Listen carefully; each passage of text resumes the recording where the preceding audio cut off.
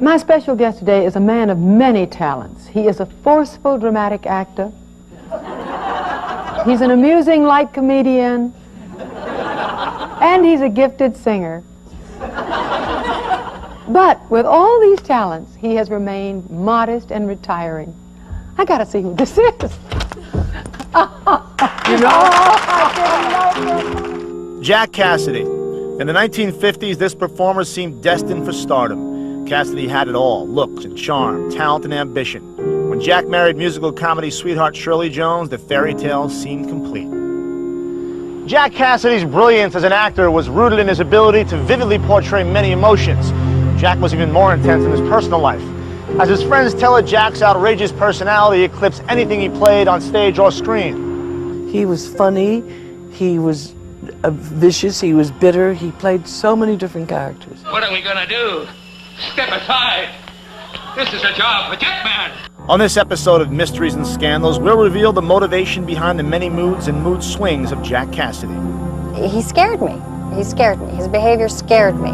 He got depressed, and then I think it led to more drinking, more girls, more spending, less money, going broke. So where do you go? We'll examine Cassidy's strained relationship with his famous offspring. One time he grabbed David Cassidy at the height of his success and said, "Tell me I'm in the will. Tell me I'm in the will." And we'll feature exclusive interviews with friends who were with Cassidy that final night, just before his life ended under bizarre circumstances. He died terribly, but I was with him and I know how he died. And all these other stories that are printed about him are not true. I'm AJ Benza. Join me as we explore the tumultuous life and hellish death of actor Jack Cassidy.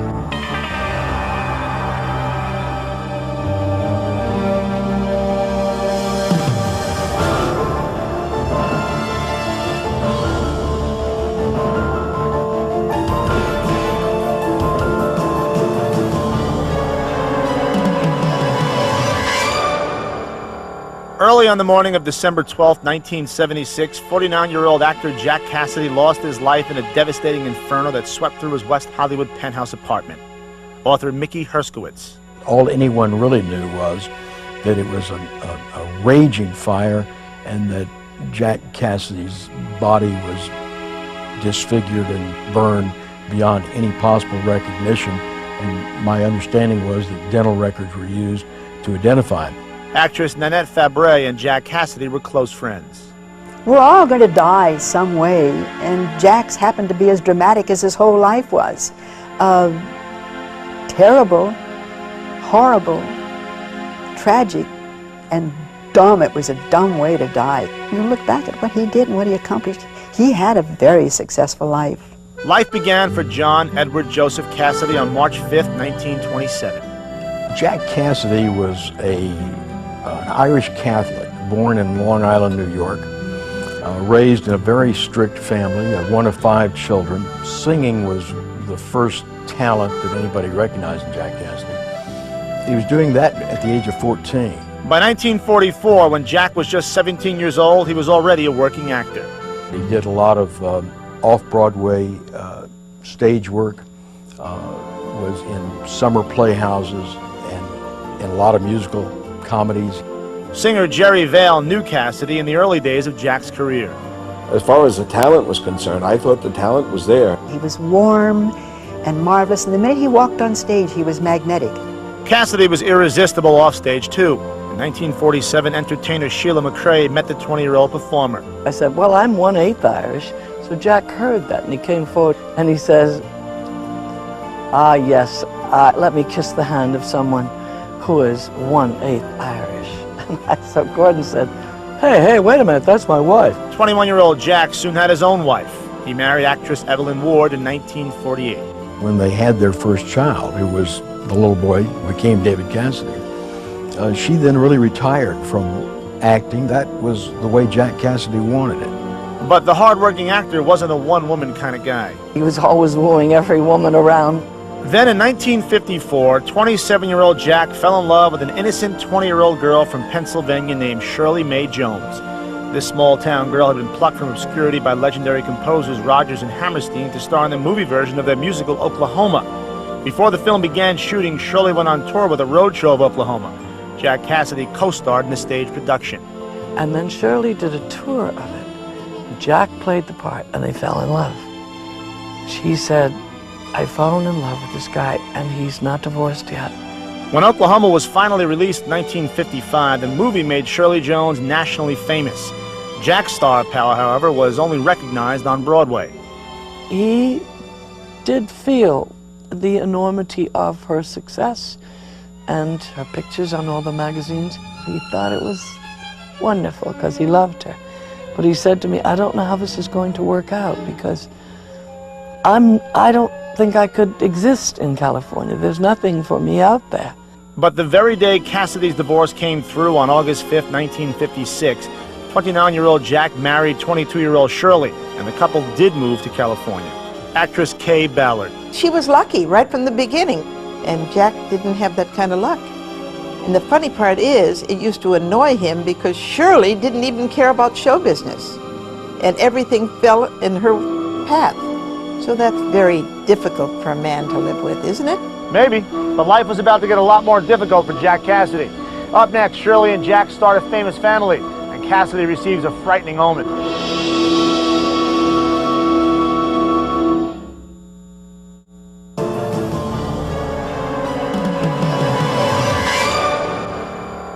In 1956, 29-year-old actor Jack Cassidy moved to Hollywood with his beautiful bride, 22-year-old overnight sensation Shirley Jones. Jack was a star in his own right on Broadway, but commuting to New York was not practical, so Jack set his sights on the silver screen. Comedic actor Joey Villa. He wanted to get into movies to make the big-time money, and he can only get in as the fourth banana or the third banana, but his performance was top banana. Whether he appeared in films or starred on Broadway, Jack Cassidy always received rave reviews. In 1963, he earned the Tony Award for his performance in the musical She Loves Me, but Jack still felt overshadowed by his movie queen wife. Shirley followed Oklahoma with such successes as Carousel and The Music Man, and everything she touched turned to gold. Shirley's star kept rising, and Jack's had plateaued. To compensate for Cassidy's ego, Shirley took time off from her career and gave Jack 3 beautiful sons. Sean was the oldest, born in 1958. Patrick came along in '62 and Ryan in '64. Jack, however, wasn't exactly a doting dad. Jack Cassidy had a real problem in parenting and was very hard on his sons. He wanted them to be seen and not heard. Cassidy was also hard on the family bank account, spending money recklessly. He didn't care about money. He would spend her money. He would spend anybody's money. He didn't care. The best champagne, the best liquor, the best clothes. But Jack wasn't always in the best mood. I saw him depressed, just talking, like in the car or something. He'd say, I hate this effing business. I just hate the business, show business makes you depressed. Excessive drinking didn't help.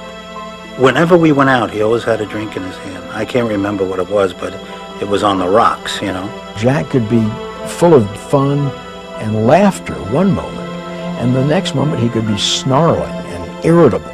But if drinking wasn't bad enough, Jack also turned to pills. He just seemed agitated. He did say he was trying to lose weight, and there were rumors that he had taken a diet pill. Taking meth or anything like that to lose weight can push you into behavior that's a little more hostile. Alcohol abuse, drug abuse, how about nicotine abuse? He smoked a lot too. He must have smoked at least 2-3 packs a day. I thought he smoked too much. I used to tell him that all the time. You're smoking too much. In 1967, 40-year-old Jack landed a starring role in the TV series He and She, a situation comedy co-starring Richard Benjamin and Paula Prentice. Like just now in the lobby, I passed a little boy with tears in his eyes because he saw me walking. He wanted to see me fly. So from now on, no more walking for me. I fly in the show and by ginger, I'll fly in person. Jack thought, this is it. I can really make something of myself.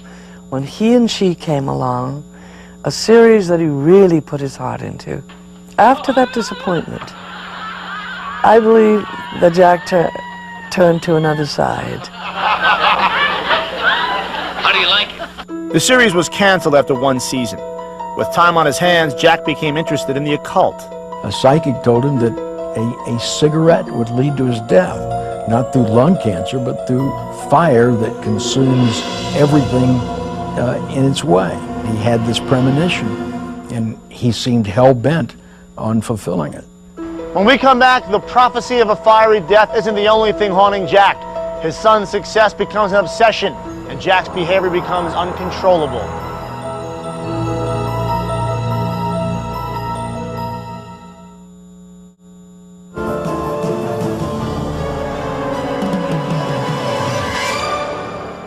Human feelings must be put aside sometimes, mustn't they?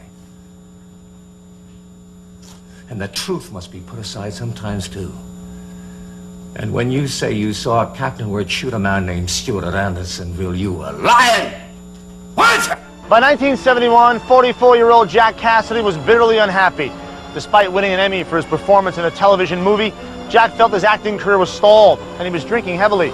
Jack was also having love affairs which threatened his marriage to 37-year-old Shirley Jones, and his relationship with his children was strained. David Cassidy, Jack's son from his first marriage, barely even knew his father. But that was about to change.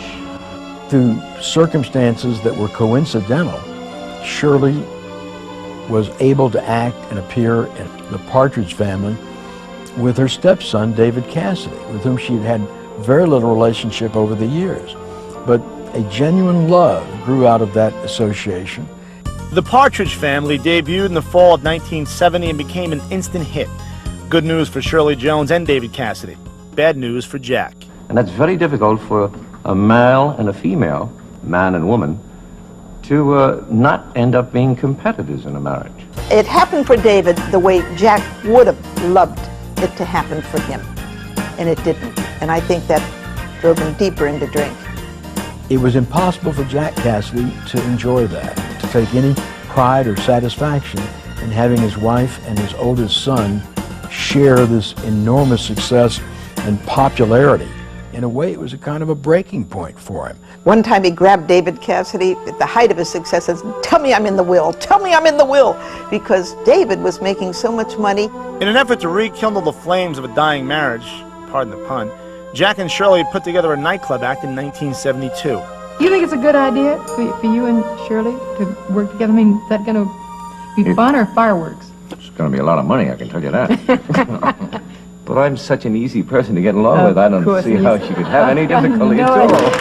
Probably the most bizarre incident came when they were appearing in Las Vegas. Shirley found Jack in a corner naked. He looked up and said, "I've just realized I am Christ."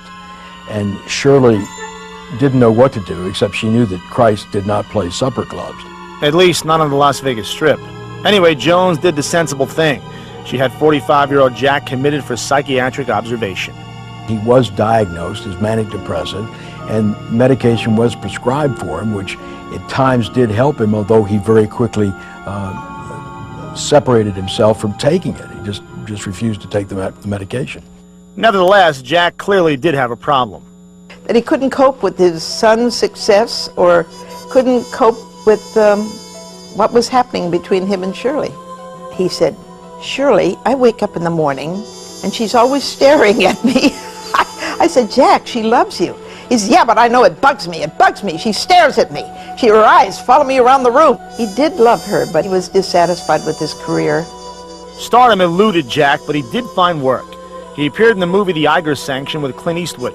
By 1973, 46-year-old Cassidy was making numerous guest appearances on television programs such as The Mary Tyler Moore Show. Jack was the favorite villain on Columbo, starring in a record 6 episodes.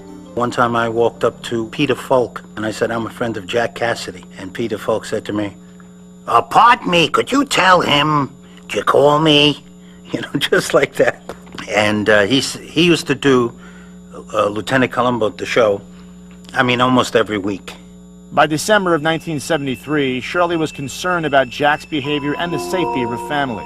Shirley came into the living room one night with the children upstairs asleep and found a roaring fire in the fireplace. And wherever they had a fireplace, wherever he could start a fire, he was totally lost, almost in a trance-like state. And he said to Shirley, as she recalled it later, "Look at the flames, aren't they beautiful?" And when she called the doctor for help, he was setting fire to the coffee table, and it was obvious to her that very quickly this whole house was going to be one huge inferno. In 1974, Jones gave up on the marriage and began divorce proceedings.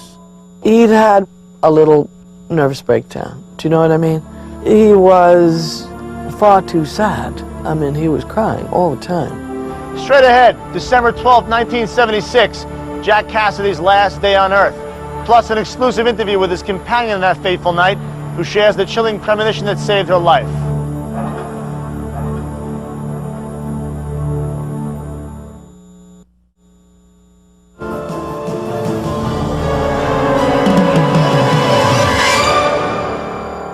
Do you feel that you had honesty in your marriage, Jess? No. No. Who was dishonest? I think,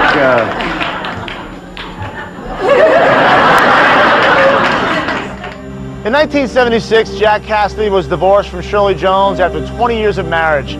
But by then, Jack's body and mind was strung out from years of abusing pills, alcohol, and cigarettes. Did Jack Cassidy stand a chance of making it on his own? I could win their hearts over in 2 minutes. Oh, you got it. Oh, show us. By simply saying that the dishonest partner in our marriage was not Shirley, but was me. And it's true. That's lovely of you to admit that. Because I shouldn't have stayed married all those years. The conflict between Shirley and he at the end was just too much. He couldn't take it. Well, this house, he loved to come here for weekends, and I'd loan it to him. The last time I loaned it to him, and I mean the last time, he left the coffee pot on, and it almost burned the house down. Following Jack's split with Shirley, he rented a penthouse apartment in West Hollywood. On the evening of December 12, 1976, Cassidy had a date with actress and singer Donna Theodore. I was out with Jack the night that he died. I know there's a lot of controversy in exactly what did happen that night.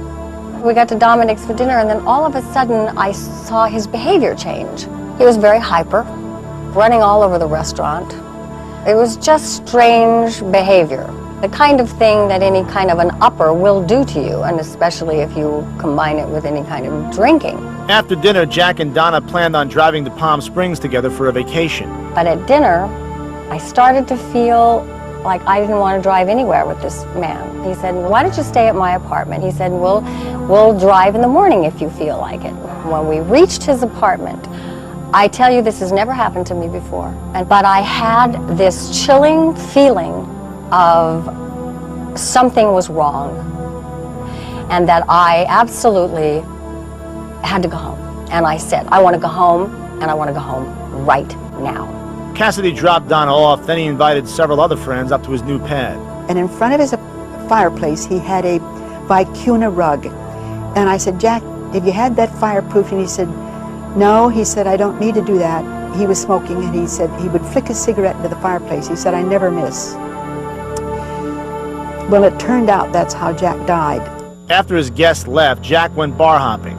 He returned home sometime around 3 a.m. And he laid down, not even in his bed, in his, he had sort of a couch with the, like for one person, like a Cleopatra kind of a thing. And he had his robe on, and he had a cigarette, and he had his drink. And he fell asleep like that, and the cigarette fell and burnt the whole apartment. Deputy Sheriff John DiMatteo discovered the fire at 6:15 a.m. He evacuated the building, then tried to enter Cassidy's apartment. In this audio interview, former Deputy Sheriff DiMatteo describes the scene. As soon as the door got kicked open, felt like we were overcome by the heat and smoke. I actually thought we were going to die in it. Probably the most terrifying experience I've had. After the fire was completely extinguished, I walk in Mr. Cassidy's residence. It was very burned and charred. Mr. Cassidy was burned beyond recognition in the living room area. And they found Jack trying to crawl to the front door where he had died. He'd been overcome by smoke. The police investigation indicated the blaze was started when Jack's cigarette dropped in a sofa cushion. Policemen had said there were a lot of cigarette butts all around this sort of chaise or place where he was sleeping. That's so unlike Jack. Cassidy was a neat freak by nature, so it seems ironic that he was done in by sloppy housekeeping. He was very methodical about everything, so to have it burn like that was just unbelievable. So I can't tell you how shocked I was. Very. I'm sorry. He was really the closest male friend that I ever had. We were very close. I loved him. It's as simple as that. I love the man. He made life fun, and I miss him. Jack's memorial was an Irish wake organized by Nanette Fabre. Believe it or not, Jack's funeral was one of the funniest events. It was like a roast that you could ever go to, because that's who Jack was. When Jack walked into a room, boy, he animated everything. Hi. This is a job for Jack Man. Everybody wants to be remembered. He could help others when he was not feeling too chipper himself. He certainly helped me. He had a nice soul. Jack Cassidy may not have been the world's best father or the most famous actor, but to those closest to him, Jack was the best friend in the world. I'm A.J. Benza. Join me the next time we take a stroll down the flip side of the Walk of Fame. And who cares? I did. What's that got to do with the real world? Men will go on, most of them subject to fears, and so subject to powers and authorities. How do we change that slavery when it's of man's very nature? Is it? We try to redecorate the beast in all sorts of political coats, hoping that we will change him. But is he to be changed? I don't know. We try.